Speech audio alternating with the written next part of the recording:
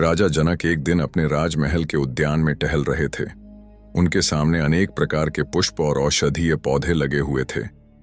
तभी उनकी दृष्टि तुलसी के दो पौधों पर पड़ी। एक की पत्तियां हरी थीं और दूसरी की पत्तियां गहरे श्याम रंग की थीं। राजा जनक के मन में जिज्ञासा जागी। वे तुरंत अपने गुरुदेव के पास पहुंचे और विनम्रता से बोले, गुरुदेव, मेरे मन में एक प्रश्न बार बार उठ रहा है। संसार में लोग राम तुलसी और श्यामा तुलसी दोनों की पूजा करते हैं। कुछ लोग कहते हैं कि घर में राम तुलसी रखना श्रेष्ठ है, जबकि कुछ लोग श्यामा तुलसी को अधिक प्रभावशाली बताते हैं। कृपया बताइए कि घर में कौन सी तुलसी रखनी चाहिए। क्या शास्त्रों में इसका कोई रहस्य बताया गया है? गुरुदेव मुस्कुराए और बोले, राजन, तुम्हारा प्रश्न अत्यंत सुंदर है। तुलसी केवल एक पौधा नहीं है, बल्कि वह सनातन संस्कृति की आत्मा है। जिस घर में तुलसी का वास होता है, वहां देवताओं की कृपा बनी रहती है। किंतु राम तुलसी और श्यामा तुलसी के विषय में लोगों के मन में अनेक भ्रम हैं। आज मैं तुम्हें इसका गहरा रहस्य बताऊंगा। राजा जनक ध्यानपूर्वक बैठ गए। गुरुदेव बोले, सबसे पहले यह समझो कि तुलसी का महत्व उसके रंग में नहीं, बल्कि उसके दिव्य स्वरूप में है। शास्त्रों में तुलसी को माता कहा गया है। वह भगवान विष्णु को अत्यंत प्रिय है। चाहे राम तुलसी हो या श्यामा तुलसी, दोनों ही भगवान की प्रिय हैं। राजा जनक ने पूछा, गुरुदेव, फिर दोनों में अंतर क्या है?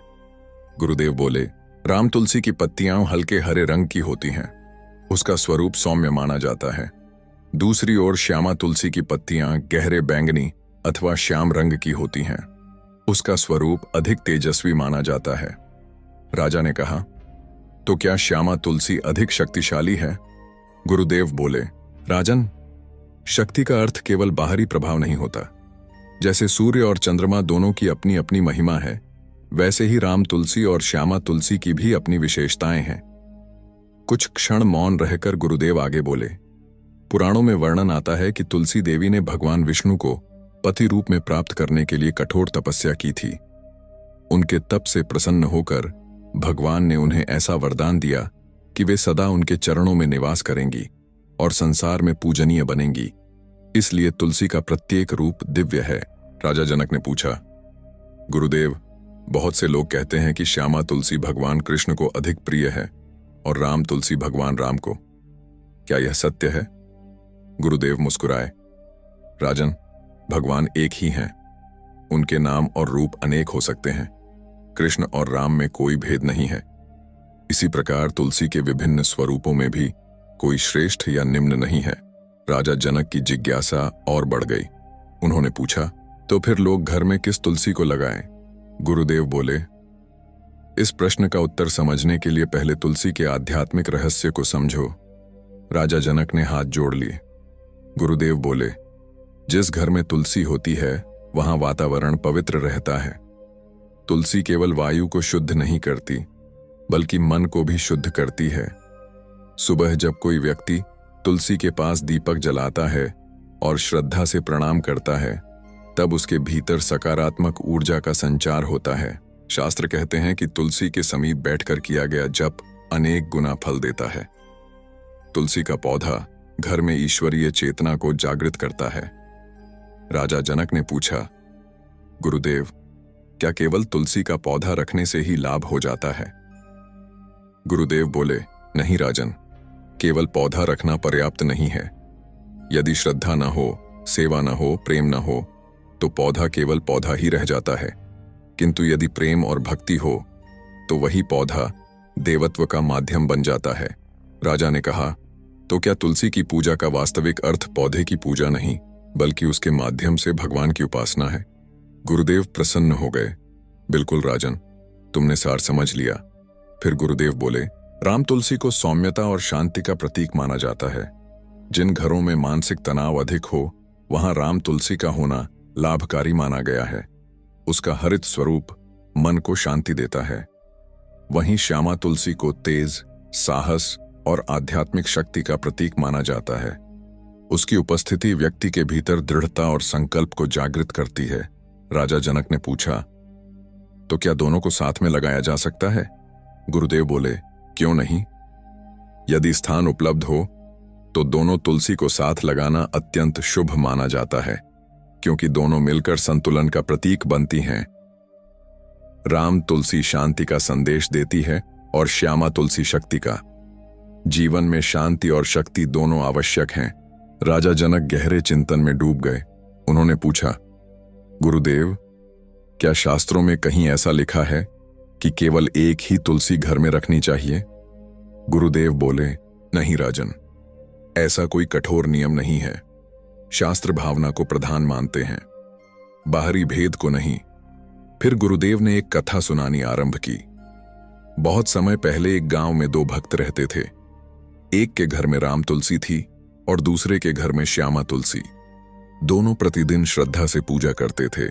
दोनों के घर में सुख, शांति और समृद्धि थी। एक दिन दोनों में विवाद हो गया कि किसकी तुलसी श्रेष्ठ है। वे एक संत के पास पहुंचे। संत ने दोनों की बात सुनी और मुस्कुराकर कहा, तुम दोनों ने तुलसी की सेवा की है, इसलिए दोनों को समान फल मिला है। यदि तुलसी श्रेष्ठता का निर्णय करती तो एक को अधिक और दूसरे को कम फल मिलता। किंतु भगवान केवल भक्ति देखते हैं, पौधे का रंग नहीं। राजा जनक ने कहा, गुरुदेव, यह कथा वास्तव में गहरा संदेश देती है। गुरुदेव बोले, हाँ राजन, मनुष्य अक्सर बाहरी भेदों में उलझ जाता है और सार को भूल जाता है।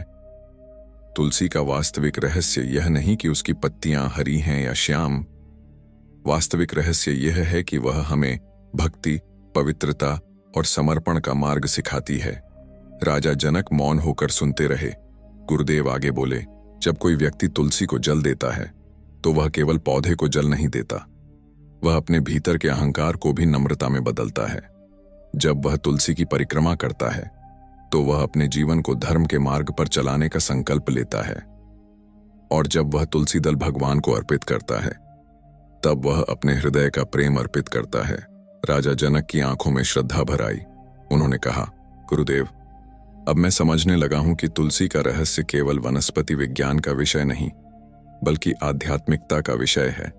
गुरुदेव बोले, तुम सही समझ रहे हो राजन।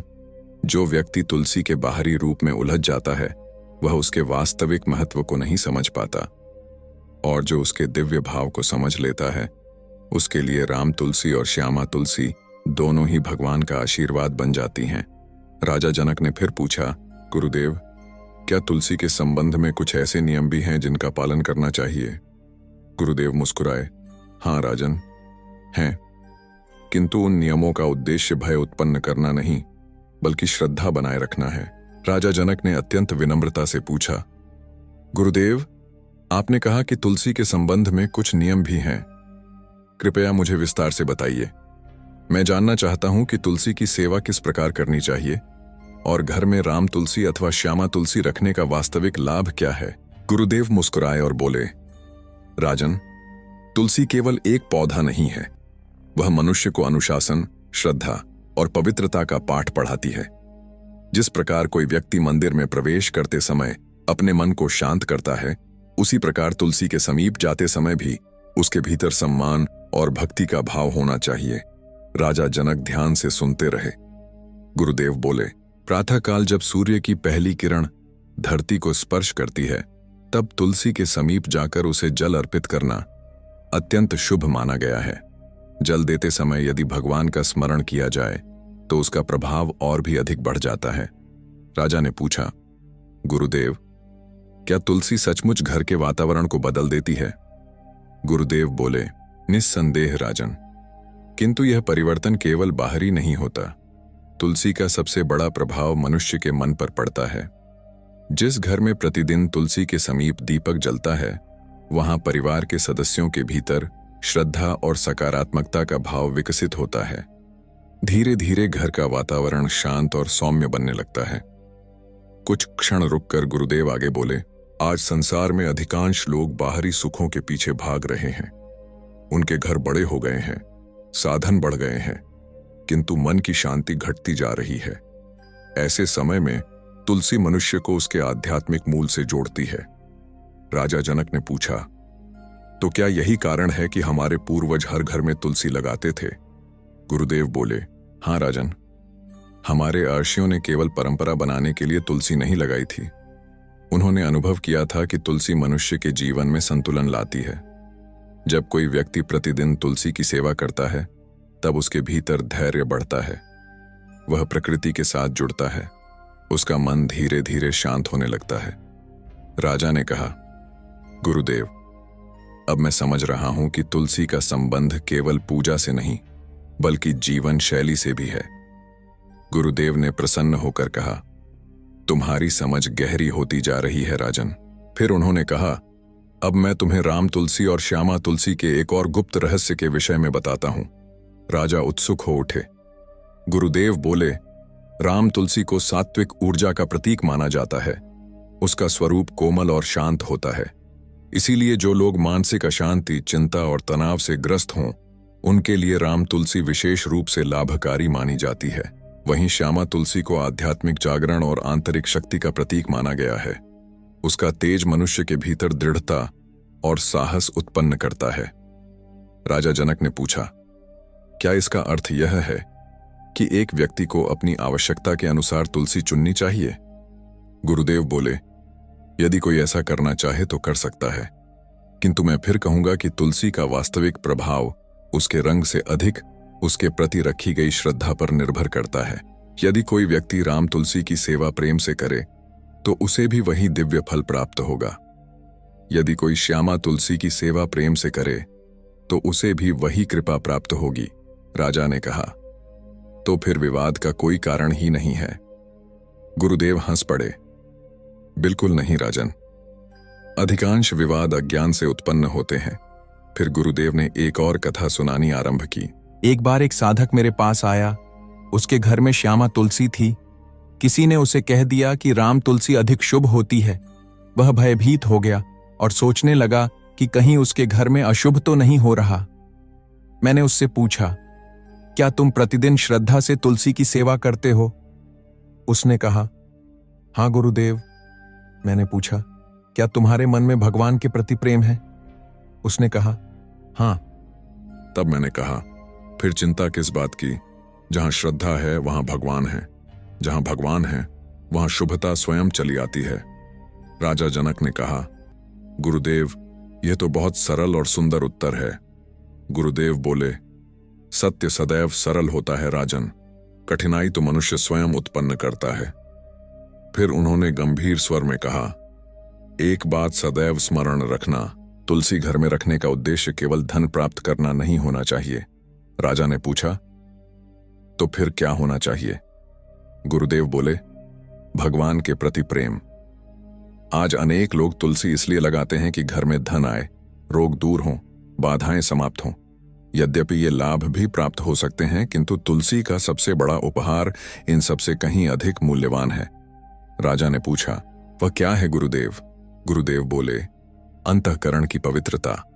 जब मन शुद्ध हो जाता है तब जीवन की दिशा बदल जाती है। जिस व्यक्ति का मन शांत है वह विपत्ति में भी स्थिर रहता है। जिस व्यक्ति का मन अशांत है वह सुख के बीच भी दुखी रहता है। राजा जनक गहरे चिंतन में डूब गए। कुछ देर बाद उन्होंने पूछा, गुरुदेव, यदि किसी के घर में तुलसी सूख जाए तो क्या इसे अशुभ माना जाता है? गुरुदेव बोले, नहीं राजन, ऐसा मानना उचित नहीं है। पौधे भी प्रकृति का भाग हैं। कभी मौसम के कारण, कभी देखभाल की कमी के कारण, कभी प्राकृतिक कारणों से पौधे सूख जाते हैं। इसे भय या अंधविश्वास का कारण नहीं बनाना चाहिए। यदि तुलसी सूख जाए तो श्रद्धापूर्वक उसे किसी पवित्र स्थान पर विसर्जित कर नई तुलसी लगा लेनी चाहिए। राजा ने पूछा, और यदि किसी के पास स्थान कम हो तो? गुरुदेव बोले, तब वह एक ही तुलसी लगाए, चाहे राम तुलसी हो या श्यामा तुलसी। भगवान पौधे की संख्या नहीं देखते, भाव देखते हैं। फिर गुरुदेव ने आकाश की ओर दृष्टि उठाई और बोले, राजन, इस सृष्टि में विविधता ही सौंदर्य है। कहीं पर्वत हैं, कहीं नदियां हैं, कहीं वन हैं, कहीं मरुस्थल हैं। क्या हम कह सकते हैं कि केवल पर्वत ही श्रेष्ठ हैं और नदियां नहीं? नहीं। इसी प्रकार राम तुलसी और श्यामा तुलसी दोनों ही प्रकृति के सुंदर रूप हैं। राजा जनक के हृदय में जैसे एक नया प्रकाश जाग उठा। उन्होंने हाथ जोड़कर कहा, गुरुदेव, आज मेरी सारी शंकाएं दूर हो गईं। अब मैं समझ गया हूं कि प्रश्न यह नहीं है कि घर में राम तुलसी रखें या श्यामा तुलसी। वास्तविक प्रश्न यह है कि क्या हमारे हृदय में श्रद्धा है या नहीं। गुरुदेव प्रसन्न होकर बोले, तुमने इस ज्ञान का सार पकड़ लिया है राजन। जिस घर में तुलसी है और उसके साथ भक्ति है, वहां मंगल है। जिस घर में तुलसी है और उसके साथ प्रेम है, वहां शांति है। और जिस घर में तुलसी है और उसके साथ भगवान का स्मरण है, वहां स्वयं दिव्यता का निवास है। राजा जनक ने गुरुदेव के चरणों में प्रणाम किया। सूर्य अस्त होने लगा था। आकाश सुनहरे रंग से भर गया था। मंद पवन चल रही थी। तुलसी की पत्तियां हवा में धीरे धीरे झूम रही थीं, मानो स्वयं प्रकृति यह संदेश दे रही हो, राम तुलसी हो या श्यामा तुलसी, श्रेष्ठ वही है जिसकी सेवा प्रेम, श्रद्धा और भगवान के स्मरण के साथ की जाए। राजा जनक ने गुरुदेव के चरणों में प्रणाम किया, किंतु उनके मन में अभी भी एक गहरी जिज्ञासा शेष थी। वे कुछ क्षण मौन रहे, फिर बोले, गुरुदेव, आपने राम तुलसी और श्यामा तुलसी का महत्व समझाया। आपने बताया कि दोनों ही भगवान को प्रिय हैं और दोनों ही घर में शुभता लाती हैं, किंतु मैं जानना चाहता हूं कि तुलसी को इतना महान क्यों माना गया है। संसार में असंख्य पौधे हैं, फिर तुलसी को ही माता का स्थान क्यों प्राप्त हुआ। गुरुदेव मुस्कुराए। उन्होंने कहा, राजन, यह प्रश्न केवल तुलसी का नहीं, बल्कि भक्ति के रहस्य का प्रश्न है। राजा जनक ध्यानपूर्वक बैठ गए। गुरुदेव बोले, इस संसार में अनेक वस्तुएं मूल्यवान हैं, किंतु कुछ वस्तुएं ऐसी होती हैं जो केवल बाहरी उपयोगिता के कारण नहीं, बल्कि अपने आध्यात्मिक महत्व के कारण पूजनीय बन जाती हैं। तुलसी उन्हीं में से एक है। तुलसी हमें एक गहरा संदेश देती है। वह हमें सिखाती है कि जीवन का वास्तविक सौंदर्य सेवा और समर्पण में है। राजा ने पूछा, कैसे गुरुदेव?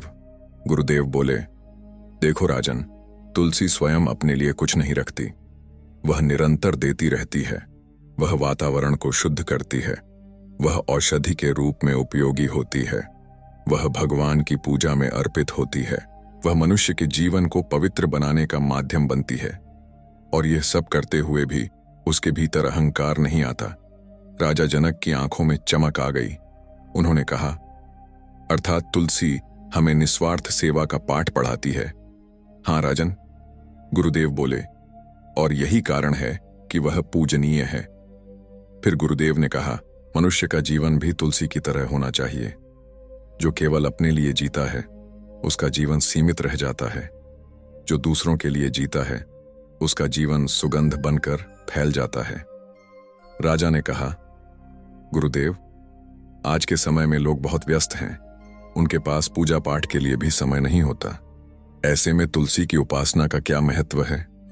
गुरुदेव ने उत्तर दिया, राजन, तुलसी की उपासना केवल मंत्र पढ़ना नहीं है। यदि कोई व्यक्ति प्रतिदिन कुछ क्षण तुलसी के पास बैठकर भगवान को याद कर ले, वही पर्याप्त है।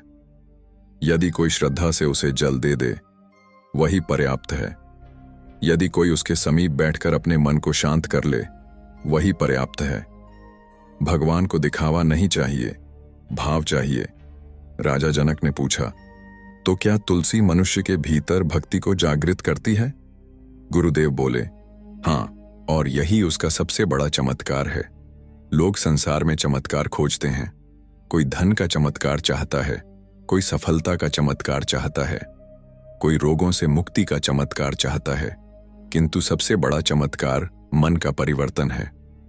जब किसी व्यक्ति के भीतर क्रोध कम होने लगे, अहंकार घटने लगे, करुणा बढ़ने लगे, तब समझना चाहिए कि उसके जीवन में वास्तविक चमत्कार घटित हो रहा है। राजा जनक गंभीर हो गए। उन्होंने पूछा, गुरुदेव, क्या तुलसी और भगवान के बीच कोई विशेष संबंध है? गुरुदेव बोले, हां राजन, भक्ति परंपरा में तुलसी को भगवान की प्रियतम भक्त माना गया है। इसीलिए भगवान को अर्पित किया गया भोजन भी तुलसी दल के बिना अधूरा माना जाता है। यह हमें याद दिलाता है कि भगवान तक पहुंचने का मार्ग प्रेम और भक्ति से होकर जाता है। ज्ञान महत्वपूर्ण है, कर्म महत्वपूर्ण है, किंतु जब तक उनमें प्रेम नहीं जुड़ता, तब तक वे पूर्ण नहीं होते। राजा ने कहा, इसका अर्थ है कि तुलसी भक्ति का प्रतीक है। बिल्कुल, गुरुदेव बोले, और यही कारण है कि तुलसी का स्थान केवल आंगन में नहीं बल्कि हृदय में होना चाहिए। कुछ देर तक दोनों मौन बैठे रहे।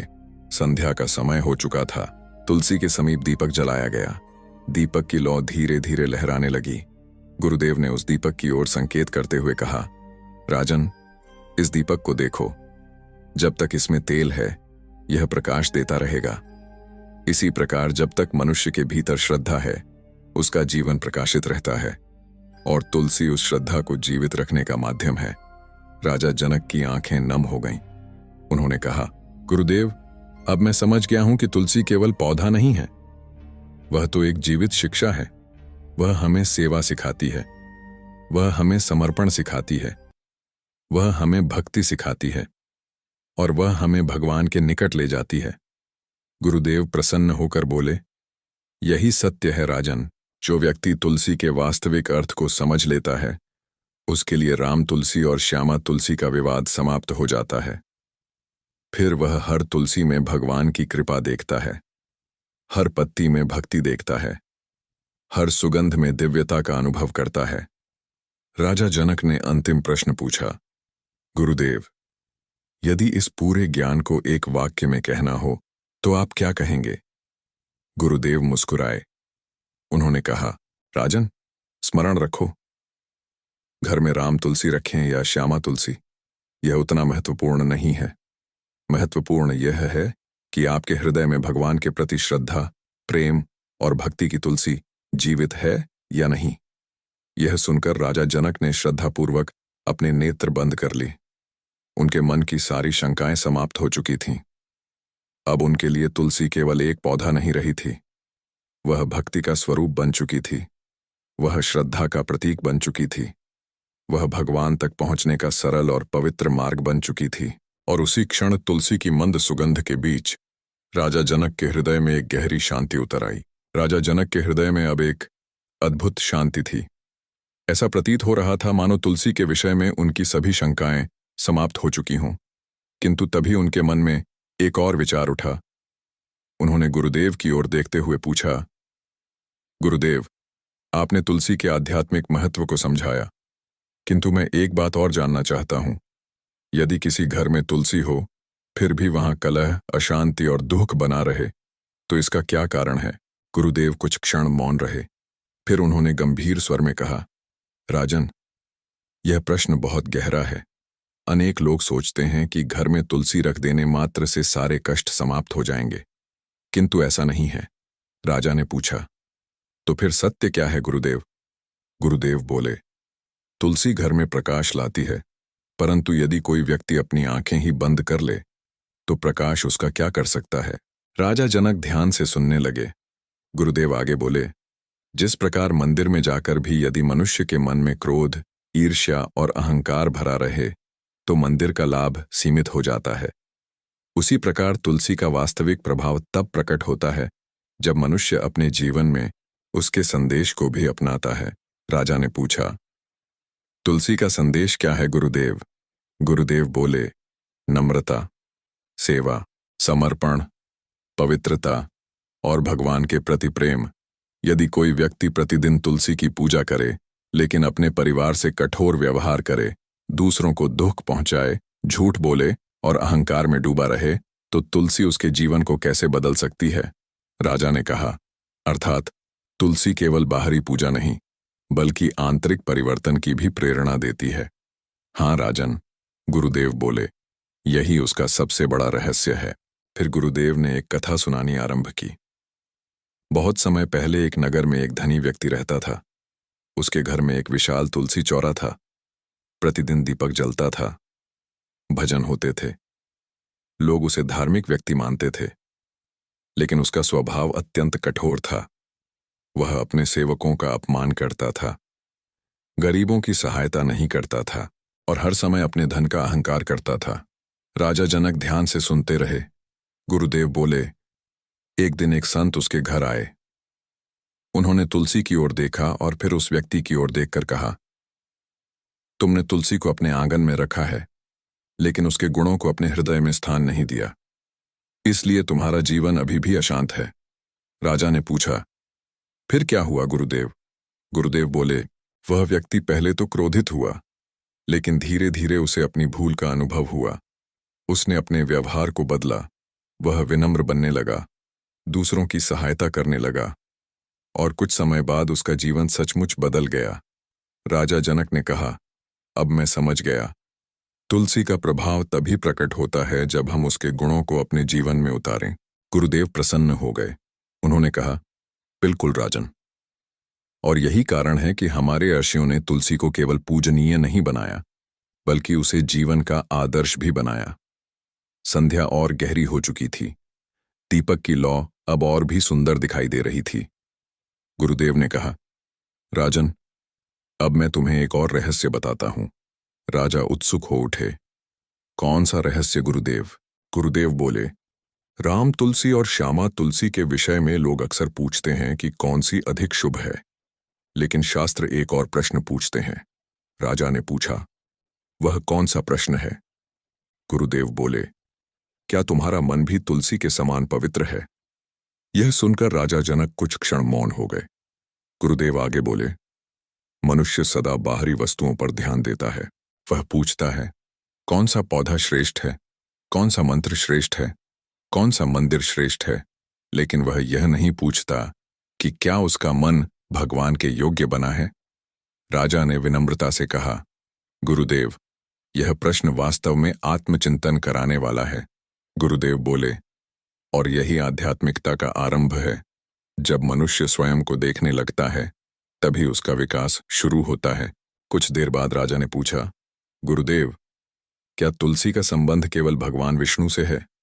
गुरुदेव मुस्कुराए, नहीं राजन, यद्यपि तुलसी भगवान विष्णु को अत्यंत प्रिय है, किंतु उसका संदेश संपूर्ण मानवता के लिए है। जो भी प्रेम, करुणा, सत्य और सेवा के मार्ग पर चलता है, वह तुलसी के वास्तविक संदेश को समझ रहा है। फिर गुरुदेव ने तुलसी की ओर संकेत करते हुए कहा, देखो राजन, यह पौधा कितना छोटा है, फिर भी कितने लोगों को प्रेरणा देता है। यह हमें सिखाता है कि महान बनने के लिए बड़ा होना आवश्यक नहीं है, सुगंध फैलाने के लिए विनम्र होना आवश्यक है। राजा जनक की आंखें श्रद्धा से भर गईं। उन्होंने कहा, गुरुदेव, अब मुझे लगता है कि तुलसी का रहस्य केवल शास्त्रों में नहीं, बल्कि उसके अस्तित्व में ही छिपा हुआ है। गुरुदेव बोले, तुमने सत्य को छू लिया है राजन। जो तुलसी को समझ लेता है, वह जीवन को समझने लगता है, और जो जीवन को समझ लेता है, वह भगवान के निकट पहुंचने लगता है। राजा जनक ने हाथ जोड़कर कहा, आज से मैं केवल यह नहीं देखूंगा कि मेरे घर में राम तुलसी है या श्यामा तुलसी, मैं यह भी देखूंगा कि मेरे भीतर तुलसी के गुण कितने जागृत हुए हैं। गुरुदेव प्रसन्न होकर बोले, यही इस पूरे ज्ञान का सार है। घर में लगी तुलसी तभी फल देती है जब हृदय में भी भक्ति की तुलसी उगती है, और जिस दिन हृदय में भक्ति की तुलसी खिल जाती है, उसी दिन मनुष्य का जीवन सुगंधित हो जाता है। तुलसी की पत्तियां मंद पवन में हिल रही थीं। रात्रि का समय था। आकाश में असंख्य तारे चमक रहे थे। महल के प्रांगण में स्थित तुलसी चौरे के समीप एक दीपक जल रहा था। उसकी शांत लौ वातावरण को एक अद्भुत दिव्यता से भर रही थी। राजा जनक गुरुदेव के साथ वहीं बैठे थे।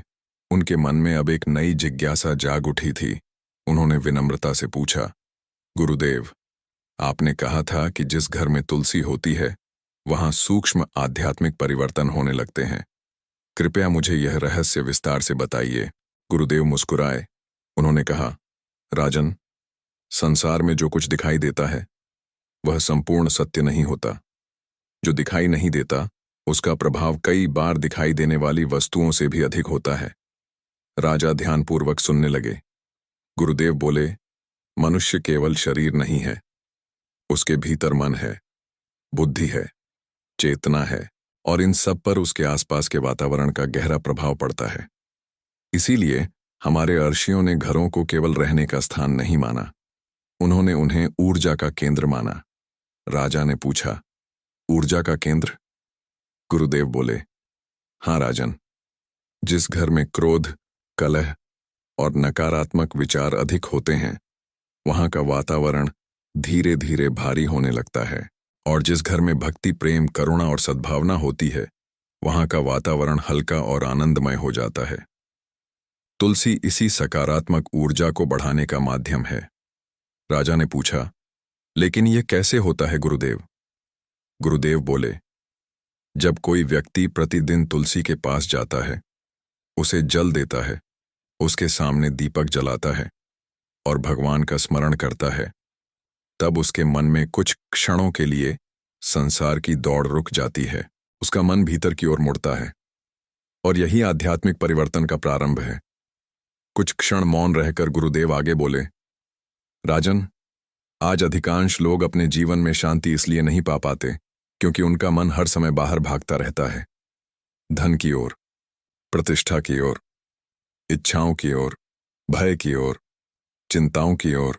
लेकिन तुलसी के सामने खड़ा होकर जब मनुष्य भगवान को याद करता है, तब उसका मन पहली बार स्वयं से मिलने लगता है। राजा जनक गहरे चिंतन में डूब गए। उन्होंने कहा, तो क्या तुलसी मनुष्य को स्वयं से जोड़ती है? गुरुदेव बोले, हाँ राजन, और यही उसका सबसे बड़ा आध्यात्मिक प्रभाव है। फिर गुरुदेव ने एक उदाहरण दिया। मान लो एक सरोवर है, यदि उसमें लगातार पत्थर फेंके जाएं, तो उसका जल अशांत रहेगा, उसमें आकाश का प्रतिबिंब दिखाई नहीं देगा। लेकिन यदि जल शांत हो जाए तो उसी में पूरा आकाश दिखाई देने लगता है। मन भी ऐसा ही है। जब तक उसमें इच्छाओं और चिंताओं की लहरें उठती रहती हैं, तब तक मनुष्य अपने वास्तविक स्वरूप को नहीं देख पाता। और तुलसी उस मन को शांत करने का एक माध्यम बनती है। राजा ने पूछा, गुरुदेव, क्या यही कारण है कि ऋषि मुनि आश्रमों में तुलसी लगाते थे? गुरुदेव मुस्कुराए, बिल्कुल। ऋषियों ने अनुभव किया था कि प्रकृति के कुछ तत्व मनुष्य की चेतना को ऊपर उठाने में सहायता करते हैं। तुलसी उनमें से एक है। इसीलिए आश्रमों, मंदिरों और घरों में तुलसी को विशेष स्थान दिया गया। फिर गुरुदेव ने तुलसी की ओर देखते हुए कहा, राजन, ध्यान से देखो। यह पौधा कभी शोर नहीं करता, कभी अपने महत्व का प्रदर्शन नहीं करता, कभी किसी से कुछ मांगता नहीं। फिर भी जहां होता है वहां अपना प्रभाव छोड़ जाता है। यही संतों का स्वभाव होता है। राजा ने कहा, अर्थात तुलसी हमें मौन सेवा का पाठ भी सिखाती है। हाँ राजन, आज लोग चाहते हैं कि उनके हर कार्य की प्रशंसा हो, हर सेवा का सम्मान हो, हर त्याग की चर्चा हो, लेकिन तुलसी बिना किसी अपेक्षा के देती रहती है और इसी कारण वह पूजनीय बन जाती है। कुछ देर बाद राजा ने पूछा, गुरुदेव, क्या तुलसी घर में सौभाग्य भी लाती है? गुरुदेव बोले, हाँ, लेकिन सौभाग्य का अर्थ केवल धन नहीं है। यदि घर में प्रेम है, वही सौभाग्य है। यदि परिवार में एकता है, वही सौभाग्य है। यदि मन में शांति है, वही सौभाग्य है। यदि भगवान का स्मरण बना हुआ है, वही सबसे बड़ा सौभाग्य है। राजा जनक ने कहा, संसार तो सौभाग्य को केवल धन से जोड़ता है। गुरुदेव बोले, और यही उसकी भूल है। धन आवश्यक है, किंतु धन ही सब कुछ नहीं है। कई लोग धनवान होते हुए भी भीतर से टूटे हुए होते हैं और कई लोग साधारण जीवन जीते हुए भी अत्यंत प्रसन्न होते हैं। वास्तविक समृद्धि मन की होती है। तुलसी उसी समृद्धि की याद दिलाती है। फिर गुरुदेव का स्वर और गंभीर हो गया। उन्होंने कहा, राजन, अब मैं तुम्हें सबसे बड़ा रहस्य बताता हूं। राजा उत्सुक हो उठे। कौन सा रहस्य गुरुदेव? गुरुदेव बोले, मनुष्य अक्सर पूछता है, मेरे घर में राम तुलसी हो या श्यामा तुलसी। लेकिन शास्त्र पूछते हैं, क्या तुम्हारे भीतर श्रद्धा की तुलसी जीवित है? यदि भीतर श्रद्धा नहीं है तो बाहरी तुलसी का लाभ सीमित रह जाएगा, और यदि भीतर श्रद्धा है तो तुलसी का प्रत्येक पत्ता तुम्हें भगवान की याद दिलाएगा। राजा जनक की आंखें नम हो गईं। उन्होंने कहा, गुरुदेव, अब मुझे ऐसा लगता है कि मैं तुलसी को पहली बार समझ पाया हूं। गुरुदेव मुस्कुराए। ज्ञान का उद्देश्य जानकारी बढ़ाना नहीं, दृष्टि बदलना है। और जब दृष्टि बदल जाती है, तब वही तुलसी जो पहले केवल एक पौधा लगती थी, अब ईश्वर की कृपा का प्रतीक दिखाई देने लगती है। रात्रि और गहरी हो चुकी थी। दीपक की लौ स्थिर थी। तुलसी की पत्तियां मंद वायु में झूम रही थीं। गुरुदेव ने अंतिम बार तुलसी की ओर देखते हुए कहा, राजन, स्मरण रखना, राम तुलसी और श्यामा तुलसी में श्रेष्ठता का प्रश्न नहीं है। श्रेष्ठता उस भाव में है जिसके साथ उनकी सेवा की जाती है। जिस घर में तुलसी है और उसके साथ श्रद्धा है, वहां मंगल है। जिस घर में तुलसी है और उसके साथ भक्ति है, वहां भगवान का निवास है। राजा जनक ने भाव विभोर होकर गुरुदेव के चरणों में प्रणाम किया। उनके मन की सभी शंकाएं शांत हो चुकी थीं। अब उनके लिए तुलसी केवल एक पौधा नहीं थी, वह भक्ति थी, वह श्रद्धा थी, वह समर्पण थी, और वह भगवान तक पहुंचने का एक सरल, पवित्र और दिव्य मार्ग थी। हरि एयुएम तत्सत।